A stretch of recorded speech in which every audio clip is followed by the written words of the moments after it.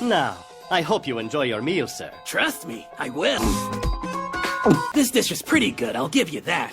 The cheese itself doesn't leave much of an impression. No. To add tomato to it. Say what? It's gonna have to be mind-blowing to pass the tasty test. Oh my god!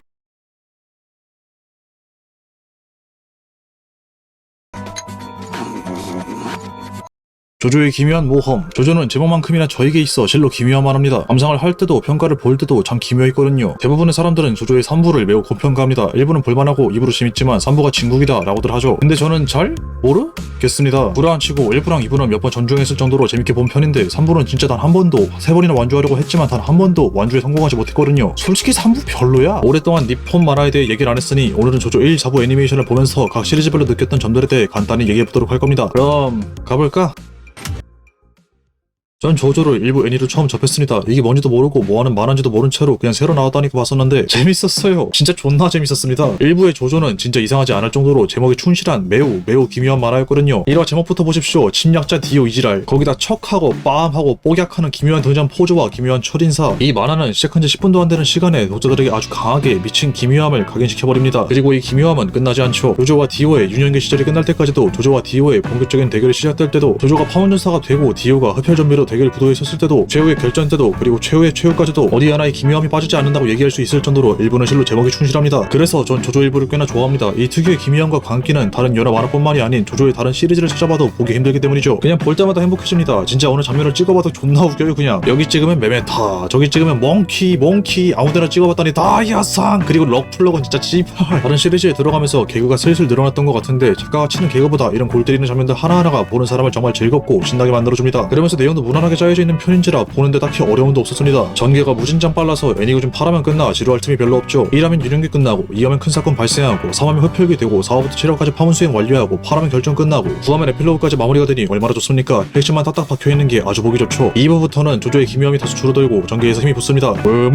거리면서 기묘한 자세와 함께 주인들을 부활시키거나, 자신의 장점인 매직하 슈퍼나이프를 쩌렁쩌렁 외친다거나, 수련을 하다 말고 갑자기 기묘한 자세를 취하긴 하지만 1부에 비해서는 확실히 기묘함이 많이 빠졌죠. 이 2부의 조조가 제가 본 1, 4부까지의 조조 중 가장 재밌었습니다. 1부는 말 그대로 웃기지만 내용으로만 보자면 크게 매력있는 편은 아니었습니다. 조조 특유의 기묘하고 골 때리는 특이점이 이렇게 크지 않았다면 확 와닿지는 않는 내용이긴 하죠. 일단 구도면에서도 긴장감이 크게 생기지 않습니다. 흡혈 좀비가 꽤나 위협적인 존재라 할지라도 파문전사 또한 오랜 시간 동안 흡혈 좀비에 대비해왔기에 강력한 힘과 벽을 가지고 있고, 주인공인 조나단 조스타가 살인관적인 디오의 힘보다 무서울 정도로 굳건한 정신력을 가진 인물인지라 위기의식이 크게 오지 않았습니다.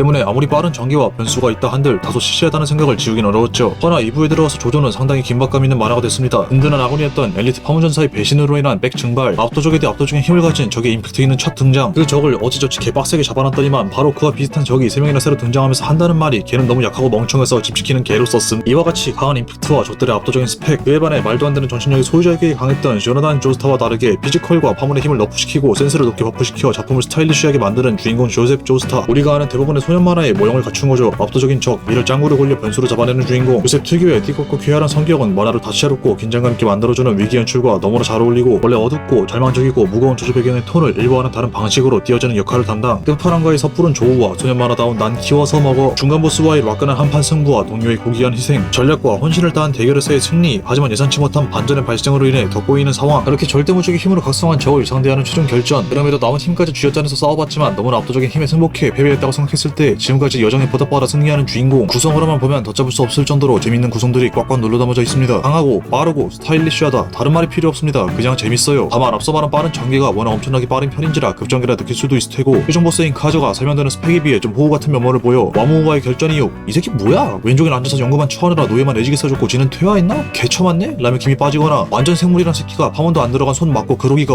애반데? 라며 억지 전개라 느낄 사람도 충분히 있을 거라 봅니다. 이래도 전 저 정도의 단점은 충분히 작품이 보여주는 강한 퍼포먼스가 커버 가능하다 봐서 2부를 최고의 시리즈로 봅니다. 3부는 진짜로 의문이 드는 에피소드입니다. 뭐 스탠드? 이능력 배틀물의 성립? 이런 특성 자체는 좋긴 합니다. 좋긴 한데 전개가 저한텐 너무 별로입니다. 아까 말했듯이 재밌는 소년 만화를 하면 저는 강한 적과 현명하게 이겨내는 주인공을 떠올립니다. 그 안에서는 극명한 힘의 차이가 있고 충분한 데미지와 성장이 있죠. 3부도 힘의 차이가 납니다. 존나 센 친구들이 시작부터 모여서 또 존나 센 친구들을 모으고 존나 한마음으로 똘똘 뭉친 놈들을 혼자나 친구 한 명 데리고 나와서 잡아야 하는 게 하필이면 조타로가 아니라 디오 따까리 때릴 뿐 뿐이지만요. 조타로 파티는 개인 하나하나가 말도 안 되게 강력합니다. 피지컬, 정신력이 말도 안 되게 높은 조타로 완전 생물을 잡은 것은 물론 노련미가 늘은 데다가 스피드백원 재단의 압도적 후원과 압도적인 자본력을 가진 조셉, 체리 잘 굴리는 카큐인, 배틀물에서 불은 언제나 사기였듯이 최강 화력을 자랑하는 아톨, 엄청난 스피드와 유연성을 가진 폴, 텐드 쓸 줄 아는 개도 있다이기. 이렇게 스펙을 대충만 둘러봐도 무시무시한데 조토는 대체 무슨 깡으로 덤비는 걸까요? 디오의 매력에 빠져 목숨도 바치는 부하가 된 거야 뭐. 악의 화신이 가진 카리스마에 끌렸으니까 그렇다고 쳐도 호스나 러버 같은 애들이 디오한테 돈 받기로 하고 조타로 팟을 깝친다는 거는 좀. 스피드백원 재단이 가진 막강함은 2부부터 계속 나왔으며 조셉이 가진 자본력도 3분의 1의 핵심 동력으로 사용돼서 가볍게 넘길 만한 요소가 아닌데, 디오 따까리들이 암살할 대상에 대한 사전조사를 하나도 안 했다고 쳐도 벽돌이 잠수함이나 비행기를 그냥 널레널레 살 수 있는 놈들이라는 거 정도는 눈이 달려있음을 알 테고, 얼마나 절박한 애들인지도 알 텐데 정치도 모르는 노란색 변태에 뭘 믿고 돈 받겠다고 움직이는지. 사실 작중 인물들 모두가 힘이나 압박감을 두려워해야 할 게 아니라 조셉의 돈을 더 무서워해야 할 겁니다. 장난이 아니고 작중에서 나온 조셉의 자본력이면 이 만화가 현실이 되는 게 어렵지 않거든요. 아무튼 자본력 얘기에서 돌아와 진짜 힘에 대해 얘기하자면, 것들도 본인들의 스탠드 능력과 홈그라운드를 10분 활용, 맞다마니 할 수 있는 기습 전법을 통해 유리한 위치를 쥐는 등 꽤나 좋은 모습을 보인 건 맞지만, 역시 디오의 힘을 회복시키기 전까지 쓰는 일회용 문지기들 정도밖에 안 되는지라 썩 긴장감 있고 재밌는 전개라 느끼기엔 어려웠습니다. 성장이랄 것도 추중 결정까지 보이지가 않습니다. 이미 조타로 팟은 성장이 말렙까지 이루어져 있는 상태라고 해도 될 정도로 강하기도 하고, 작중에서 별다른 변화도 이루어지지 않거든요. 그렇게 디오와의 결정까지 계속해서 갑니다. 계속해서요. 저는 이 전개의 매력을 전혀 느낄 수가 없습니다. 목적지는 분명히 존재합니다. 디오라는 마왕이 있고, 그리고 디오의 성으로 가는 조타로 팟이 있는 명확한 목적지가 있는 모험 게임과도 같죠. 이런 게임을 할 때는 분명한 재미 포인트가 있습니다. 길을 지나올 때마다 하나둘 적들을 격파할 때마다 돌아오는 성장, 보상이 큰 재미죠. 적들만 쟁일 물리치는데 보상 하나 없이 계속 전진만 한다면 그게 재미가 있을까요? 모험이잖아요. 모험을 왜 합니까? 뭐라도 얻으려고 가는 게 대부분이죠. 가면 갈수록 성장이든 보물이든 간에 뭔가를 얻어야 재미가 있을 거 아니겠습니까? 근데 보는 사람들이 모험 도중 얻는 거는 크지 않습니다. 디오에게로 가는 단서, 지도와 새로운 스탠드사를 보고 기록한 도감 전다가 전부죠. 더 높은 파워도, 더 높은 스피드도, 더 높은 능지도 없고, 더 센 스킬도 없는 데다가 그럴싸한 전리품도 없는 모험. 이 모험을 당최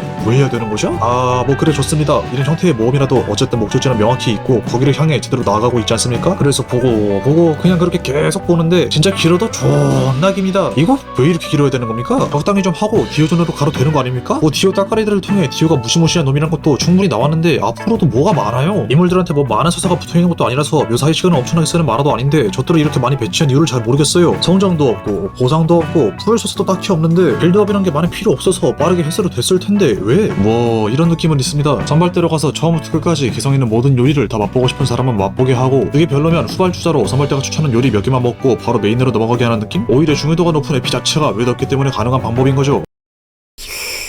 그냥 구형신 그리고 싶었던 게 아닐까? 뭐 작가의 진짜 의도는 알 길이 없지만 그렇다고 해도 저는 긍정적이지 않습니다. 이게 옴니버스식이거나 아니 맞사리 초단편 만화 같은 느낌이었으면 아이고 언젠간 싸우겠지, 언젠간 끝나겠지 하면서 이해를 하는데 조조는 아니잖아요? 이제 개심 거북이 추정입니다. 거북이. 근데 더 빡치는 게 얘가 아예 게으르기라도 하면 몰라 볼까지 진짜 성실하게 가는데 하필 개천을인 거북이야. 심지어 뒤지게 정직하기까지 해. 지름길로 갈 법도 한데 꼬박꼬박 직선만 고집해. 뜰 땐 쉴 줄도 알아. 아이고 씨. 거기 폭탄 목걸이가 척 걸렸는데 거북이도 입으로는 나 급해 거림이 어필을 하지만 급한 거 치곤 여유가 만땅입니다. 급하고 답답한 건 오직 폭탄 목걸이를 목에 찬 거북이를 보는 우리의 몫이죠. 허나 앞에 평가와 별개로 디오전은 재밌습니다. 계속해서 자신의 능력을 숨기고 속인 디오의 마법 같은 연출과 사람들을 홀리게 하는 카리스마, 조타로 이외의 아군들을 갖고 노는 압도적인 강함, 포스, 그리고 디오다운 골때림이 제대로 묻어난 재밌는 결전이었습니다.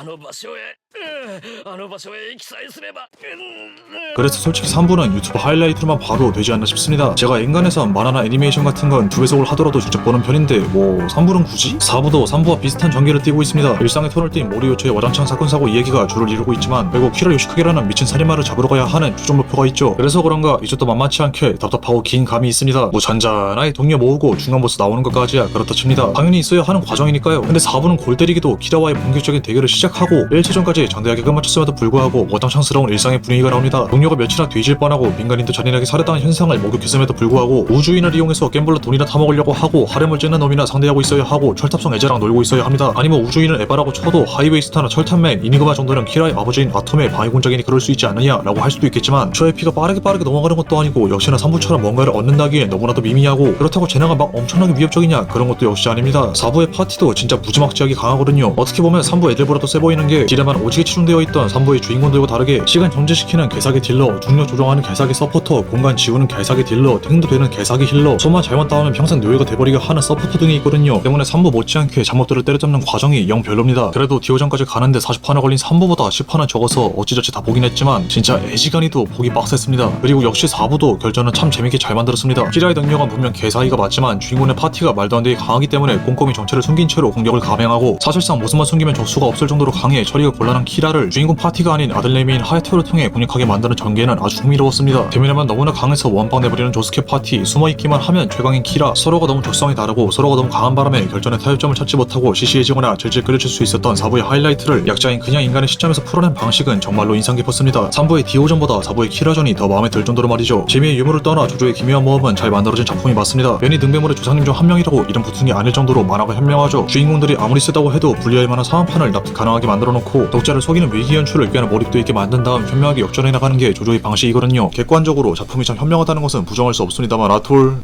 난 3부가 밥맛이야. 그리고 할아버지, 뭐 공상과학 소설 쓰세요? 어떻게 이렇게 길게 끌 수 있어요?